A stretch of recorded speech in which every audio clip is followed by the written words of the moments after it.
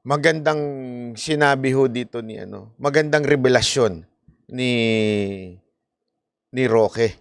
Alam nyo, may punto siya dito eh. Pakinggan nyo ha. Gusto ko lang i-react kasi totoo eh. May matinding balak.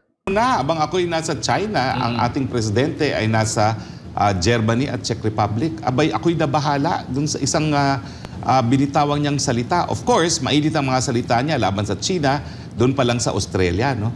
Pero dito sa Germany, abay sa kauna-unang panahon, sinabi niya, ang China daw ay nag-a-annex ng teritoryo sa Pilipinas.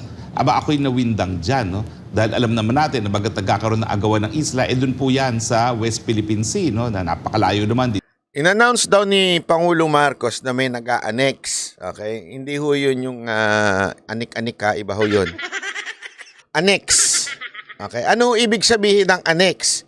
Kasi first time daw, sabi ni Roque, gamitin yung salitang annex. Annex. Okay? Hindi annex pala. Annex. Ito ho yun. What does it mean if country is annexed? Under international law. Ibig sabihin, this is a term. Salitang ginagamit sa international law. When one country forcibly asserts control and sovereignty over another country's territory. Yun po ibig sabihin ng annex. In other words, inoccupy. This usually follows military occupation. Annexation is unilateral. Territorial control is declared by the occupying power. The party gets no say. Kasi, normal naman na sabihin ng isang presidente na hindi tayo papayag na papahintulutan natin ng China na ganito, ganyan. Okay yun, walang problema. We support that. Pero when you use a term that has been used in international law, na salitang annexation, ibig sabihin, you are implying something. You are declaring something. Diba? Ano po yun? Ito nga po yung napapaloob sa ating konstitusyon.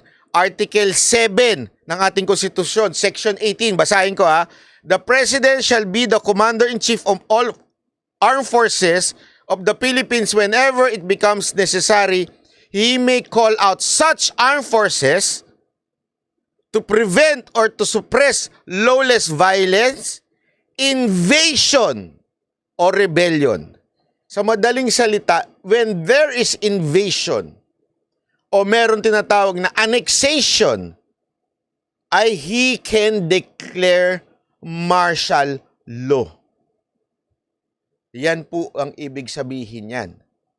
Kaya nga sinasabi dito ni Attorney Roque, for the first time, bakit ginamit ang salitang annexation ni PBBM? I think there is a problem. There is something cooking. Kasi pag sinabi mong annexation, there is an invasion. In-invade na. Ang problema, pakinggan natin si Roque ang ganda ng paliwanag niya dito. Sa mainland. Pero ako'y nabahala kasi alam niyo po sa salig ang batas at dahil nga dun sa mapait na karanasan natin kay Marcos Sr., ang martial law ay po pwede lang ideklara kung merong panlulusob ng isang dayuhang bansa at yung paghimaksikan dito ng mga Pilipino laban sa gobyerno. No?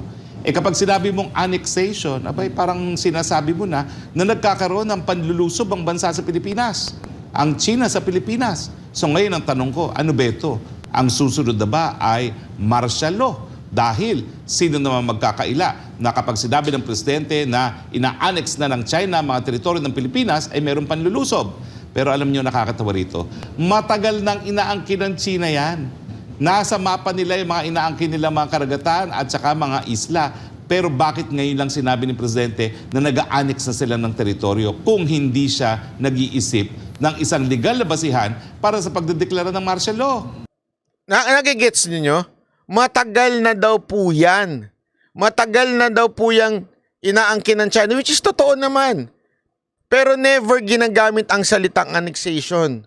Kasi nga, it will imply something, which is invasion, palulusob ng isang bansa sa isang bansa. And that legally entitled na ang presidente na mag-declare ng martial law.